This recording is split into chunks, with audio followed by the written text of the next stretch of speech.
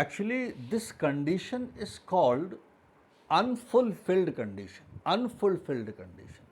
As the name itself reflects, unfulfilled condition. Unfulfilled condition means this condition cannot be filled right this very moment. So basically, the condition is that whatever had to happen had happened. Now we are just passing our comment. जो कुछ होना था वो हो चुका है, हम केवल उस पर अपना कमेंट दे रहे हैं. That comment can be positive, that comment can be negative, the comment can be sarcastic also, but basically it's are the comment. The episode that happened, you cannot go to the past and you cannot affect that episode. We are just passing the comment. ठीक है, जैसे मैंने अभी आपको example दिया. Let's take some more example. जैसे हम example लें कि if the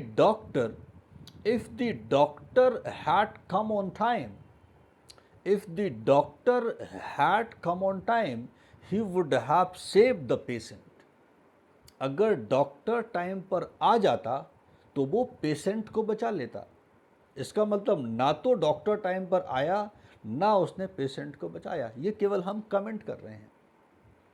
ठीक है, और इसके it is use too much because we love to comment too much, specially we love to give sarcastic comment too much.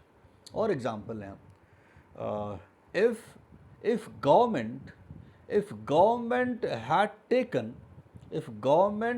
taken proper steps, if government had taken proper steps earlier, this problem would not have been as it is, or this problem would not have been disaster like it happened.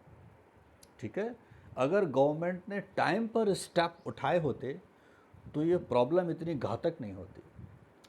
तो जो चीज़ें हो गई हैं हम उस पर अपने कमेंट कर रहे हैं. That is why we call it unfulfilled condition. ठीक है, बहुत कॉमन जगह पर भी यूज़ होता है. जैसे अगर किसी को बोलो यार अगर तुम 5 मिनट पहले आते तो मैं तुम्हें उससे मिला देता. If you had come just 5 minute before, I would have got you met with him.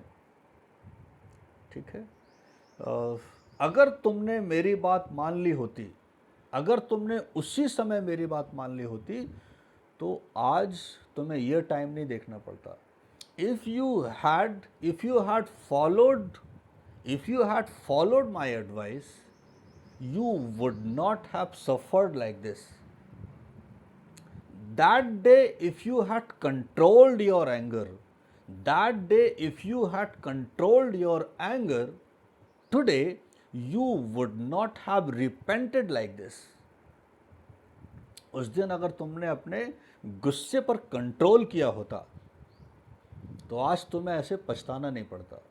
मतलब जो होना था वो ऑलरेडी हो चुका है, आप केवल उस पर अपने कमेंट दे रहे हैं.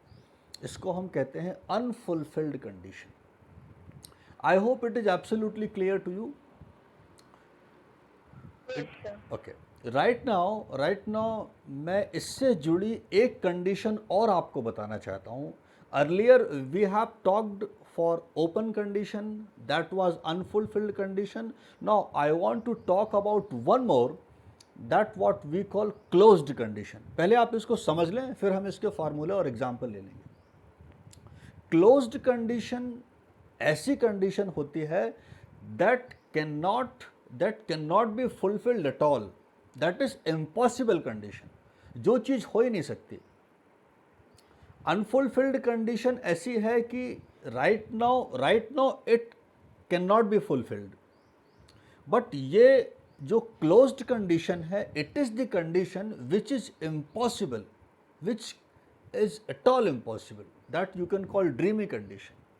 जैसे अगर आप कहो, आपने बहुत सुना होगा, एकदम ये हाइपोथेटिकल कंडीशन है कि अगर मैं प्रधानमंत्री होता तो मैं ऐसा करता, अगर मैं प्रधानमंत्री होता तो मैं ऐसा करता. ऐसी कंडीशन आती है.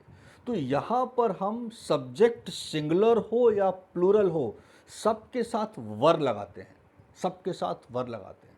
तो मैं कहूँ if I were the PM, if I were the PM, I would take more strong step to remove this problem कोविड-19।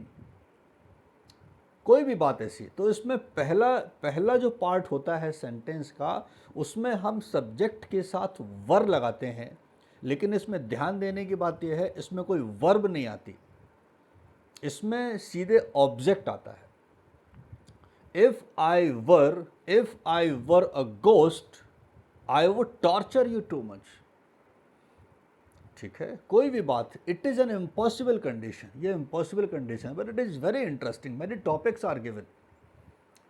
तो इसमें जो पहला पार्ट है, इसमें आप कुछ होते, कोई एक्शन की बात नहीं हो रही है, वर्ब की बात नहीं हो रही है, तो ये कंडीशन ऐसी है।